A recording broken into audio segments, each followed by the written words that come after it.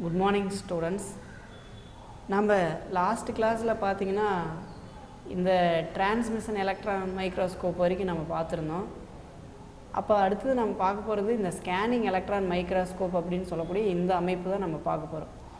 இது வந்து பார்த்திங்கன்னா இதில் நம்மளுக்கு ஒரு 3 டைமென்ஷனல், அதாவது 3D இமேஜ் நம்மளுக்கு இதில் கிடைக்கும் அப்படின்னு சொல்கிறாங்க. நம்ம எடுத்துக்கூடிய ஸ்பெசிமனில் நம்மளுக்கு அந்த 3 டைமென்ஷனல் இமேஜ் வந்து நம்மளுக்கு கிடைக்கிறோம் அப்படின்னு சொல்லியிருக்காங்க. அது மட்டும் இல்லாமல் இந்த மைக்ரோஸ்கோப்பில் பொறுத்த வரைக்கும் பார்த்திங்கன்னா லோயர் ரிசால்விங் பவர், அதாவது இதை காட்டிலும் TEM காட்டிலும் இதில் ரிசால்விங் பவர் அப்படின்றது வந்து லோயராக தான் இருக்கும் அப்படின்னு சொல்கிறாங்க. அது மட்டும் இல்லாமல் எலக்ட்ரான் வந்து எப்படி ஃபோக்கஸ் ஆகுது அப்படின்னா ரொம்ப வெரி ஃபைன் பாயிண்ட்லேயே நம்மளுக்கு அந்த லென்சஸ் மூலமாக நம்மளுக்கு ஃபோக்கஸ் பண்ணி காமிக்குது. இந்த இன்ட்ராக்ஷன் அப்படின்னா எலக்ட்ரான்ஸுக்கு இடையில் பார்த்திங்கன்னா நம்மளுக்கு ஸ்பெசிமனுக்கு இடையில் பார்த்திங்கன்னா நம்மளுக்கு டிஃப்ரெண்ட் ஃபார்ம் ஆஃப் ரேடியேஷனை நம்மளுக்கு இங்கே தருது அப்படின்னு சொல்கிறாங்க. அப்போது இந்த ஸ்பெசிமன் மூலம் நம்மளுக்கு இந்த எலக்ட்ரான்ஸ் படுறதுனால என்ன ஆகுது அப்படின்னா release of different form of radiation நம்மளுக்கு அதாவது வேறுபட்ட அந்த ரேடியேஷன் வந்து நம்மளுக்கு இதில் ரிலீஸ் ஆகுதுன்னு சொல்கிறாங்க. என்னென்ன அப்படின்னு பார்த்தீங்கன்னா அகர் எலக்ட்ரான்ஸ், அதுக்கப்புறம் செகண்டரி எலக்ட்ரான்ஸ், பேக் ஸ்கர்ட்டட் எலக்ட்ரான்ஸ், இது மாதிரியான எல்லாமே போய் அந்த ஸ்பெசிமன் மேலே படுது அப்படின்னு சொல்கிறாங்க. அந்த சர்ஃபேஸ் மேலே நம்மளுக்கு படுறதுனால நம்மளுக்கு வெரி ஃபைன் பாயிண்டாக நம்மளுக்கு இது தெரியும். இதில் வந்து பார்த்திங்கன்னா கேப்சர்ட் பை அப்ரோப்ரியேட் டிடெக்டர் அப்படின்னு சொல்லியிருக்காங்க. Amplified and then image fluorescent screen. அப்போ நம்மளுக்கு என்ன ஆகுது அப்படின்னா எல்லாமே ஒன்று சேர்த்து, அப்ரோப்ரியேட் அப்படின்னாவே ஒன்று சேர்க்கிறது தான். அப்போ நம்மளுக்கு ஒன்று சேர்க்கக்கூடிய ஒரு அமைப்பும், அதே சமயத்தில் ஆம்ப்ளிஃபைடு அப்படின்னா பெரிதாக்கி தரக்கூடிய ஒரு அமைப்பும், அதுக்கப்புறம் இந்த மாதிரியான இதெல்லாம் நம்மளுக்கு சேர்ந்து ஒரு ஃப்ளூரசன்ட் ஸ்க்ரீனில் நம்மளுக்கு அந்த இமேஜ் ஆனது நம்மளுக்கு தெரியும். ஒளிரும் திரையில் நம்ம அந்த இமேஜை நல்லா பார்க்க முடியும் அப்படின்னு சொல்கிறாங்க. இதனுடைய மேக்னிஃபிகேஷன், அதாவது ஒளி பெருக்கக்கூடிய தன்மை எவ்வளோ இருக்கும் அப்படின்னா அந்த ஸ்பெசிமனில் 2,00,000 டைம் நம்மளுக்கு பெரிதுபடுத்தி காமிக்கும். அதனுடைய ரெசல்யூஷன் பார்த்திங்கன்னா 5.2 நானோமீட்டர். அதை தான் நம்மளுக்கு இந்த டயக்ராமில் சொல்லியிருக்காங்க. நெக்ஸ்ட்டு நம்ம பார்க்க போகிற டாபிக் என்ன அப்படின்னு பார்த்தீங்கன்னா செல் தியரி, செல் கொள்கை அப்படின்னு சொல்லுவாங்க. இது வந்து 1833 ஜெர்மன் பாட்னிஸ்டான மேத்தியாஸ் ஸ்க்லீடன் அண்டு ஜெர்மன் ஜுவாலஜிஸ்டான தியோடர் ஷ்வான் அப்படின்னு சொல்லக்கூடியவங்க தான் இதை வந்து ப்ரப்போஸ் பண்ணாங்க. எல்லா பிளான்ட்டுக்கும் அனிமலுக்கும் எதனால் ஆயிருக்கு அப்படின்னா செல்லால் ஆயிருக்கு அப்படின்றத வந்து சொல்லியிருக்காங்க. அதனால தான் செல்லை வந்து பில்டிங் பிளாக்ஸ் ஆஃப் லைஃப் அப்படின்னு சொல்கிறாங்க. 1 மார்க்கில் கேட்பாங்க, பில்டிங் பிளாக்ஸ் ஆஃப் லைஃப் எது அப்படின்னா நம்மளுக்கு செல் தான் அப்படின்னு சொல்லியிருக்காங்க. அடுத்தது பார்த்திங்கன்னா these observations led to the formulation of modern cell theory. இதில் பார்த்திங்கன்னா என்னென்ன அப்சர்வேஷன் வந்து இந்த மாடர்ன் செல் தியரியில் சொல்லியிருக்காங்க அப்படின்னு பார்த்திங்கன்னா நம்மளுக்கு எல்லா ஆர்கானிசமும் பார்த்திங்கன்னா எதனால் ஆயிருக்குன்னா செல்லால் ஆயிருக்கு. ஒரு நியூ செல்ஸ் அப்படின்றது எப்படி ஃபார்ம் ஆகுது அப்படின்னா நம்மளுக்கு ஒரு ப்ரீ எக்ஸிஸ்டிங் செல்ஸ்லேருந்து நம்மளுக்கு ஃபார்ம் ஆகிருக்குன்னு சொல்கிறாங்க. Cells contain genetic material which is passed on the parent to daughter. அதாவது செல்ஸ் பொறுத்த வரைக்கும் நம்மளுக்கு பார்த்திங்கன்னா எல்லாமே ஜெனட்டிக் மெட்டீரியலால் ஆயிருக்குன்னு சொல்லியிருக்காங்க. இது வந்து இது மூலமாக ஒரு பேரண்ட்லேருந்து நம்மளுக்கு டாக்டர் செல்ஸுக்கு அப்படியே மூவ் ஆகுது அப்படின்னு சொல்லியிருக்காங்க. எல்லா மெட்டபாலிக் ரியாக்ஷனும் பார்த்திங்கன்னா எங்கே நடக்கும் அப்படின்னா இன்சைட் ஆஃப் தி செல்லில் தான் நடக்குது அப்படின்னு சொல்லியிருக்காங்க. சரி, நம்ம அடுத்தது பார்த்திங்கன்னா எக்ஸப்ஷன் ஆஃப் செல் தியரியை பார்ப்போம். இப்போ நம்ம நெக்ஸ்ட்டு என்ன பார்க்க போகிறோம் அப்படின்னு பார்த்திங்கன்னா எக்ஸப்ஷன் டு செல் தியரி. இந்த செல் கொள்கைக்கு எக்ஸப்ஷனாக எது எதெல்லாம் இருக்குது அப்படின்னு பார்த்திங்கன்னா வைரஸ் அப்படின்றத நம்ம என்ன சொல்கிறோம் அப்படின்னா இது வந்து பசில்ஸ் இன் பயாலஜி அப்படின்னு சொல்கிறாங்க. ஒரு புதிராகவே இருக்கக்கூடியது, ஒரு உயிரியலினுடைய ஒரு புதிர் அப்படின்னு சொல்லக்கூடியதுன்னா இந்த வைரஸ். இந்த வைரஸ் பொறுத்த வரைக்கும் நம்மளுக்கு வீரியாய்ட்ஸ் அண்டு பிரியான்ஸ் இது எல்லாமே நம்மளுக்கு இந்த செல் கொள்கைக்கு எதிராக எஸ்கர்ஸனாக இருக்கக்கூடியது தான். ஏன்னு கேட்டிங்கன்னா இதில் எல்லாமே லேக் புரோட்டோபிளாசம் அப்படின்றது இதில் கிடையாது. அது மட்டும் இல்லாமல் எசென்சியல் பார்ட் ஆஃப் தி செல், அது மட்டும் இல்லாமல் இது ஒரு செல்லுடைய எசென்சியல் பார்ட்டாகவும் இருக்குது. எக்ஸிஸ்ட் ஆஃப் ஆப்ளிகேட் பேரசைட் அப்படின்னு சொல்லியிருக்காங்க. செல்லுக்குள் வாழக்கூடிய ஒரு கட்டாய ஒட்டுண்ணியாக இருக்குது அப்படின்னு சொல்கிறாங்க. அதனால தான் இது சப்செல்லுலர் நேச்சராக இருக்குது அப்படின்னு சொல்லியிருக்காங்க. அதனால் இது 1 மார்க்கில் கேட்பாங்க, வைரஸஸ் ஆர் பயாலஜிக்கல் பசில் அப்படின்னு சொல்கிறது. அடுத்ததாக நம்ம பார்த்திங்கன்னா நம்மளுக்கு இந்த புரோட்டோபிளாசம் பற்றி சொல்கிறதுனால புரோட்டோபிளாசம் தியரி தான் நம்ம பார்க்குறோம். இதை வந்து நம்மளுக்கு கார்டி அப்படின்றவர் நம்மளுக்கு என்ன பண்ணியிருக்காருன்னா ஃபஸ்ட்டு அப்சர்வ் பண்ணியிருக்காங்க புரோட்டோபிளாஸ்த்தை.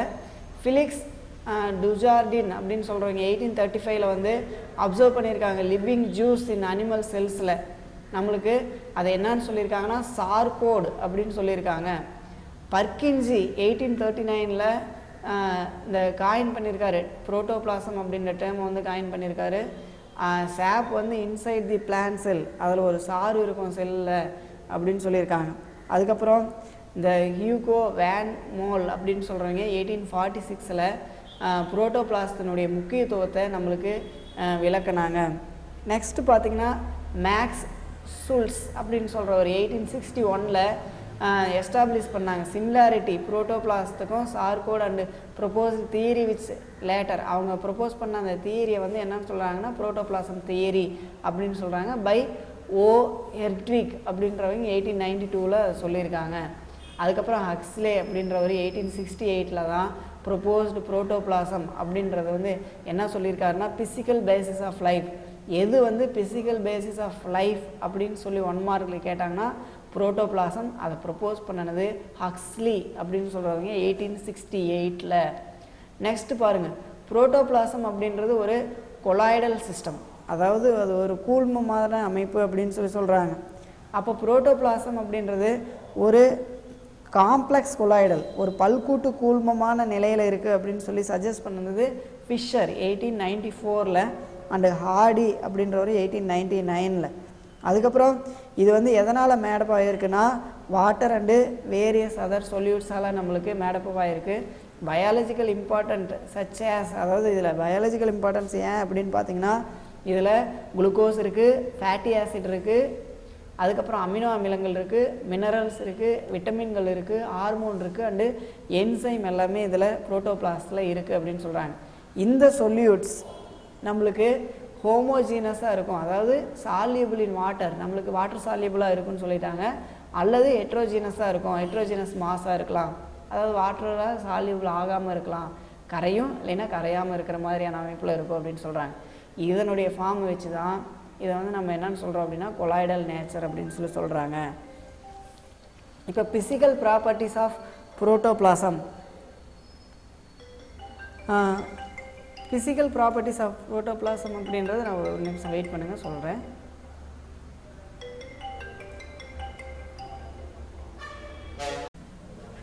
பிசிக்கல் ப்ராப்பர்ட்டிஸ் ஆஃப் புரோட்டோபிளாசம் தான் நம்ம இப்போ பார்க்க போகிறோம்.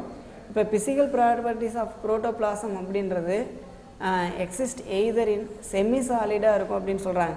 செமி சாலிட்னா என்ன, அரை திட நிலையில் இருக்கும் அப்படின்னு சொல்கிறாங்க, அதாவது ஜெல் மாதிரியாக இருக்கும் அப்படின்னு சொல்கிறாங்க. அந்த நிலைக்கு நம்ம ஜெல் அப்படின்னு சொல்லி சொல்கிறாங்க. நல்லா ஞாபகம் வச்சுக்கோங்க, செமி சாலிடு இருக்கக்கூடிய அந்த ஸ்டேட்டுக்கு ஜெல்னு சொல்கிறாங்க. இதை வந்து பார்த்திங்கன்னா ஒரு சஸ்பெண்டட் பார்ட்டிகல்ஸாக இருந்தது அப்படின்னா, அதாவது மிதக்கும் பொருளாக இருந்தது அப்படின்னா, வேரியஸ் கெமிக்கல் பாண்டோட நம்மளுக்கு ஒரு மிதக்கும் பொருளாக இருந்தது அப்படின்னா அதை வந்து என்னென்னு சொல்கிறாங்கன்னா லிக்யூட் ஸ்டேட்னு சொல்கிறாங்க. அதை நம்ம சால் அப்படின்ற டேர்மில் சொல்கிறோம். இப்போ ஜெல் சால் அப்படின்றது நல்லா ஞாபகம் வச்சுங்க. அதுக்கப்புறம் இந்த கொலாய்டல் புரோட்டோபிளாசம் வந்து பார்த்திங்கன்னா நம்மளுக்கு விச் ஜெல் ஃபார்மில் நம்மளுக்கு இருந்து சேஞ்ச் ஆகி சால் ஃபார்முக்கு மாறினுச்சு அப்படின்னா அதுக்கு சொலேசன் அப்படின்னு பேர், அதாவது சால் ஆதல் அப்படின்னு பேர். சாலேசன் அப்படின்னாவே சால் ஆதல் அப்படின்னு சொல்லுவாங்க. சால் வந்து என்னவா சேஞ்ச் ஆகுதுன்னா ஜெல்லாக மாறிச்சு அப்படின்னா அதுக்கு ஜெலேசன் அப்படின்னு பேர், ஜெல் ஆதல் அப்படின்னு சொல்லி சொல்கிறாங்க. அப்போ இந்த ஜெல் சால் கண்டிஷன் அதனுடைய கொலாய்டல் சிஸ்டம் தான் நம்மளுக்கு ஒரு பேசிஸாக இருக்குது. மெக்கானிக்கல் பிஹேவியர் ஆஃப் சைட்டோபிளாசம் அப்படின்றது நம்மளுக்கு இதன் மூலமாக தான் உருவாகுது. பிஹேவியர் ஆஃப் சைட்டோபிளாசத்துக்கு நம்மளுக்கு உருவாகுதுன்னு சொல்கிறாங்க. இப்போ இந்த புரோட்டோபிளாசம் பொறுத்த வரைக்கும் பார்த்திங்கன்னா டிரான்ஸ்லூசன்ட் அப்படின்றது என்ன அப்படின்னா, டிரான்ஸ்லூசன்ட் அப்படின்றது ஒளி ஊடுருவக்கூடியது, ஓடர்லெஸ் மணமற்றது, அதுக்கப்புறம் பாலிஃபேசிக் ஃப்ளூயிட், அதாவது பல நிலைகள் இருக்கக்கூடிய ஒரு திரவமாக இருக்கிறது இந்த புரோட்டோபிளாசம். இது வந்து நம்மளுக்கு பார்த்திங்கன்னா கிறிஸ்டல் கொலாய்டல் சொல்யூஷன், அதாவது படிக கூழ்ம கரைசலாக இருக்கும் அப்படின்னு சொல்லி சொல்கிறாங்க. மிக்சர் ஆஃப் கெமிக்கல் சப்ஸ்டன்சஸ் நம்மளுக்கு ஃபார்ம் ஆகி கிறிஸ்டலாக நம்மளுக்கு ஃபார்ம், அதாவது ட்ரூ சொல்யூஷனாக நம்மளுக்கு ஃபார்ம் ஆகுது. என்னென்னலாம் செய்கிறதுனா சுகர், சால்ட், ஆசிடு, பேசிஸ் இதெல்லாம் சேர்ந்து நம்மளுக்கு இதாக மாறுது. And other forming colloidal solution அப்படின்னு சொல்லியிருக்காங்க. இப்போ அதர் ஃபார்ம் கொலாய்டல் சொல்யூஷன் அப்படின்றது புரோட்டீன் அண்ட் லிப்பிட் சேர்ந்து ஒரு அமைப்பாக உருவாகிறது. மூணாவது பாயிண்ட் பாருங்கள், it is the most important property of the protoplasm. இதுதான் முக்கியமான ப்ராப்பர்ட்டியாக இருக்குது. புரோட்டோபிளாஸில் 3 ஃபினாமினா இருக்குது. ஒன்று வந்து பார்த்திங்கன்னா ப்ரௌனியன் மூமெண்ட், இதெல்லாமே ரொம்ப முக்கியமானது கொஸ்டினில். அமீபாய்டு மூமெண்ட், இன்னொன்று சைட்டோபிளாஸ்மிக் ஸ்ட்ரீமிங் ஆஃப் சைக்ளோசிஸ் அப்படின்றது எல்லாமே நம்மளுக்கு இதில் உருவாகுது. இதில் பார்த்திங்கன்னா விஸ்கோசிட்டி ஆஃப் புரோட்டோபிளாசம் அப்படின்றது 2 to 20 சென்டிபாய்சஸ் இருக்கும் அப்படின்னு சொல்கிறாங்க. தி ரெஃப்ராக்டிவ் இண்டெக்ஸ் ஆஃப் புரோட்டோபிளாசம் அப்படின்றது 1.4 இருக்கும். அதனுடைய விஸ்கோசிட்டி அப்படின்றது நம்மளுக்கு எப்படி இருக்கும் அப்படின்னா, அதாவது அதனுடைய பசை மாதிரி பாகு நிலை எவ்வளோ இருக்கும் அப்படின்னு பார்த்தீங்கன்னா 2 to 20 சென்டிபாய்சஸ் இருக்கும் அப்படின்னு சொல்கிறாங்க. அதனுடைய ரெஃப்ராக்டிவ் இண்டெக்ஸ் ஒளி விலகல் அப்படின்றது எவ்வளோ இருக்குன்னா 1.4 இருக்கும் அப்படின்னு சொல்கிறாங்க. இதெல்லாம் 1 மார்க்கில் ரொம்ப முக்கியம், அண்டர்லைன் பண்ணிக்கங்க. அதுக்கப்புறம் தி pH ஆஃப் புரோட்டோபிளாசம் அப்படின்றது 6.8 இருக்கும் pH. அதாவது இதுவும் முக்கியம் 1 மார்க்கில். புரோட்டோபிளாசத்தினுடைய pH வந்து 6.8. அதில் வந்து பார்த்திங்கன்னா எவ்வளோ வாட்டர் இருக்குன்னா 90% வாட்டர் இருக்கும். 10% இன் டார்மன் சீடு, அதாவது நம்மளுக்கு உறக்க நிலையில் பார்த்திங்கன்னா 10% வந்து சீடில் இருக்குன்னு சொல்லியிருக்காங்க. அப்ராக்சிமேட்லி பார்த்திங்கன்னா 24 எலிமெண்ட்ஸ், அதாவது 34 எலிமெண்ட்ஸ் வந்து ப்ரெசென்ட் ஆகிருக்கும் புரோட்டோபிளாஸில். அதில் 13 எலிமெண்ட்ஸ் தான் யூனிவர்சல் எலிமெண்ட்டாக சொல்கிறாங்க. தட் இஸ் அதில் carbon, hydrogen, oxygen, nitrogen, chlorine, calcium, potassium, sodium, அதுக்கப்புறம் phosphorus, sulphur, magnesium, iron, ferrous, அது இரும்பு, இது எல்லாமே தான் முக்கியமான 13 எலிமெண்ட்ஸை சொல்கிறாங்க. Carbon, hydrogen, oxygen and nitrogen நம்மளுக்கு ஃபார்ம் ஆகுது 96, அதெல்லாம் சேர்ந்து 96% ஆஃப் புரோட்டோபிளாஸை வந்து ஃபார்ம் பண்ணுது அப்படின்னு சொல்லியிருக்காங்க. புரோட்டோபிளாசம் அப்படின்றது ஒரு good nor or bad conductor of electricity, அதாவது நம்மளுக்கு இல்லை அப்படின்னு சொல்லியிருக்காங்க. நம்மளுக்கு பேடு கண்டக்டராக இருக்குது அப்படின்னு சொல்கிறாங்க. எலக்ட்ரிசிட்டியை கண்டக்ட் பண்ணுறதுல பேடு கண்டக்டராக இருக்குதுன்னு சொல்லியிருக்காங்க. அது மட்டும் இல்லாமல் இது வந்து வரம்பற்ற சவ்வை ஏற்படுத்தும். டீலிமிட்டிங் மெம்பரேன் வரம்பற்ற சவ்வை ஏற்படுத்துது அப்படின்னு சொல்லியிருக்காங்க. வாட்டர் அண்டு சொலிடிஃபைஸ் வென் ஹீட்டட், அதாவது நம்மளுக்கு இணக்கத்தன்மை அல்லது திடமாக மாறக்கூடியது வந்து வெப்பப்படுத்தக்குள்ளே நம்மளுக்கு மாறும் அப்படின்னு சொல்கிறாங்க. அதாவது வாட்டராகவோ அல்லது சொலிடிஃபை வென் ஹீட்டட், ஹீட் பண்ணக்குள்ளே சொலிடிஃபையாகவோ நம்மளுக்கு மாறக்கூடியதாக இருக்கும். கொஹிசிவ்னஸ், அதனுடைய இணக்கத்தன்மை எப்படி இருக்குன்னு பாருங்கள். அந்த பார்ட்டிகல்ஸ் அல்லது மாலிக்யூல்ஸ் ஆஃப் புரோட்டோபிளாசம் அப்படின்றது அதர்டு இணைப்பு எப்படி இருக்குன்னா விச் அதர் ஃபோர்ஸஸ், என்ன ஃபோர்ஸஸ் மூலமாக நம்மளுக்கு இணைப்பு ஏற்படுத்துது அப்படின்னா வேண்டர்வால்ஸ் பாண்ட் மூலமாக நம்மளுக்கு அதனுடைய ஃபோர்ஸ் மூலமாக அதனுடைய இணைப்பு ஏற்படுதுன்னு சொல்கிறாங்க. அப்போ என்ன ஆகுது, லாங் செயின் ஆஃப் மாலிக்யூல்ஸ் வந்து நம்மளுக்கு ஏற்படுது அப்படின்னு சொல்லியிருக்காங்க. இந்த ப்ராப்பர்ட்டிஸ் வந்து varies the strength of this forces, அந்த ஃபோர்ஸை பொறுத்து நம்மளுக்கு வேறுபடுது, அதாவது விசையின் வலிமையை பொறுத்து மாறுபடும் அப்படின்னு சொல்லியிருக்காங்க. அதுக்கப்புறம் கான்ட்ராக்டைலைட்டி அப்படின்னு சொல்லக்கூடியது பார்த்திங்கன்னா, கான்ட்ராக்டிலிட்டி அப்படின்னாவே சுருங்கக்கூடிய தன்மை. இந்த புரோட்டோபிளாஸ்ட்டை வந்து ரொம்ப முக்கியமானது. Absorption and removal of water, அதாவது ஏற்றுக்கக்கூடிய அல்லது வெளியேற்றக்கூடிய தன்மையை பொறுத்து, எக்ஸ்பெஷலி ஸ்டொமேட்டல் ஆப்ரேஷன், நம்மளுக்கு வெளியேறது உள் செலுத்துறது இது எல்லாமே எதன் மூலமானா ஸ்டொமேட்டல் ஆப்ரேஷன்ஸ் மூலமாக தான் நம்மளுக்கு அதனுடைய சுருங்கி வெறியக்கூடிய தன்மையானது நடக்குது அப்படின்னு சொல்லியிருக்காங்க. அதுக்கப்புறம் லாஸ்ட்டாக சர்ஃபேஸ் டென்ஷன். சர்ஃபேஸ் டென்ஷன் அப்படின்றது பரப்பு இழுவிசைன்னு சொல்கிறாங்க. புரோட்டீனும் லிப்பிடும் பார்த்திங்கன்னா புரோட்டோபிளாஸ்டில் லெஸ் சர்ஃபேஸ் டென்ஷனில் இருக்கும் அப்படின்னு சொல்லியிருக்காங்க. அதனால் found at the surface forming the membrane, நம்மளுக்கு மெம்பரேனில் ஃபார்ம் ஆகும். On the other hand the chemical substance sodium chloride high surface டென்ஷனோடு இருக்கும் அப்படின்னு சொல்கிறாங்க. The occur in deeper part of protoplasm, அதுதான் ரொம்ப ஆழமான பகுதியில் நம்மளுக்கு கரைக்கப்படுது அப்படின்னு சொல்லியிருக்காங்க. இதோடு நம்மளுக்கு புரோட்டோபிளாசம், அதாவது புரோட்டோபிளாசம் தியரி அப்படிங்கிறது நம்மளுக்கு முடிஞ்சிருச்சு. அதாவது ஃபிசிக்கல் ப்ராப்பர்ட்டிஸ் ஆஃப் புரோட்டோபிளாஸை நம்ம முடிச்சிட்டோம். நெக்ஸ்ட்டு நம்ம போனோம்னா செல் 6.3.3ல் செல் சைஸஸ் அண்ட் ஷேப். செல்லுங்கிறது நம்மளுக்கு வேரியஸ் ஆகும், சைஸ், ஷேப்பு, ஃபங்க்ஷனில் எல்லாத்துலேயும் வேரியஸ் ஆகுதுன்னு சொல்லியிருக்காங்க. அதில் இருக்கக்கூடிய சிமிலர் ஸ்ட்ரக்சரை தான் நம்ம டிஷ்யூ அப்படின்னு சொல்கிறாங்க. இந்த டிஷ்யூலாம் ஒன்று சேர்ந்து நம்மளுக்கு என்ன பண்ணுதுன்னா சிமிலர் ஃபங்க்ஷனை செய்யுன்னு சொல்கிறாங்க. குரூப் ஆஃப் டிஷ்யூ நம்மளுக்கு ஜாயின் ஆகி என்ன பண்ணுது அப்படின்னா சிமிலர் ஃபங்க்ஷனை செய்யக்கூடிய அந்த உறுப்புக்கு பேர் ஆர்கன் அப்படின்னு சொல்லுவாங்க. அந்த குரூப் ஆஃப் ஆர்கன் நம்மளுக்கு ரிலேட்டட் ஃபங்க்ஷன் செய்கிறதுனால அதுக்கு ஆர்கன் சிஸ்டம் அப்படின்னு பேர். ஆர்கன் சிஸ்டம் அப்படின்றதெல்லாம் கோஆர்டினேட் பண்ணி எதை ஃபார்ம் பண்ணுதுன்னா ஒரு ஆர்கனிசத்தை ஃபார்ம் பண்ணுது. அப்போ செல்லெல்லாம் சேர்ந்து திசுவெல்லாம் சேர்ந்தது நம்மளுக்கு என்ன சொல்லியிருக்காங்கன்னா ஆர்கன் எல்லாம் சேர்ந்தது ஒரு ஆர்கன் சிஸ்டம் சேர்ந்த ஒரு மொத்த அமைப்பு ஆர்கானிசம் அப்படின்னு சொல்கிறாங்க. நம்ம டாப்பிக்கு வருவோம். இதனுடைய ஷேப் நம்மளுக்கு நிறைய ஷேப்பில் வந்து வேரி ஆகுதுன்னு சொல்லியிருக்காங்க. ஆர்கானிசம் அதனுடைய ஷேப் வந்து வேரி ஆகுது. பாக்டீரியாவில் அந்த செல் ஷேப் வந்து பார்த்திங்கன்னா ரவுண்ட் அல்லது காக்கியாக இருக்கும், அல்லது ரெக்டாங்குலராக அல்லது ராட் ஷேப்பில் இருக்குன்னு சொல்லியிருக்காங்க. வைரஸில் இதனுடைய ஷேப் வந்து பார்த்திங்கன்னா என்வலப் வேரியஸ், அதாவது அதனுடைய உரை வந்து வேறுபடுது அப்படின்றதுனால ரவுண்ட் டு ஹெக்ஸாகோனலாக இருக்கும் அல்லது டி ஷேப்பில் இருக்கும் அப்படின்னு சொல்லிட்டாங்க. ஃபங்கையில் குலாபுலராக இருக்கும், எலாங்கேட்டட் சிலிண்டர் செல்ஸாக இருக்கும் அப்படின்னு சொல்லியிருக்காங்க. அந்த ஸ்போர்ஸ் ஃபங்கையில் இருக்கக்கூடிய ஸ்போர்ஸ் வேரியஸ் ஆகிறதுனால நம்மளுக்கு அதில் நிறைய விதமான நம்மளுக்கு வேறுபாடுகள் ஏற்படுது. இங்கே பார்த்திங்கன்னா அதனுடைய டயக்ராம்ஸ் எல்லாமே கொடுத்துருக்காங்க செல்லில்.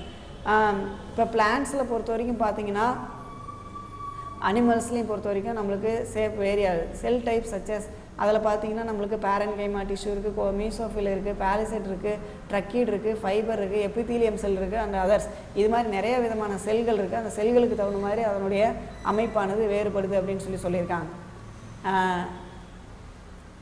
நெக்ஸ்ட்டு டாபிக் நம்ம பார்க்க போகிறது என்னென்னா டைப்ஸ் ஆஃப் செல்ஸ். இந்த டைப்ஸ் ஆஃப் செல்ஸில் பொறுத்த வரைக்கும் 6.4ல் நம்மளுக்கு மொத்தமாக 3 விதமான செல் இருக்குது. அதனுடைய ஆர்கனைசேஷன் அண்ட் நியூக்ளியர் கேரக்டரிஸ்டிக்ஸை வச்சு செல்லை வந்து 3 டைப்பாக பிரிக்கிறாங்க. Prokaryotes, mesokaryotes and eukaryotes.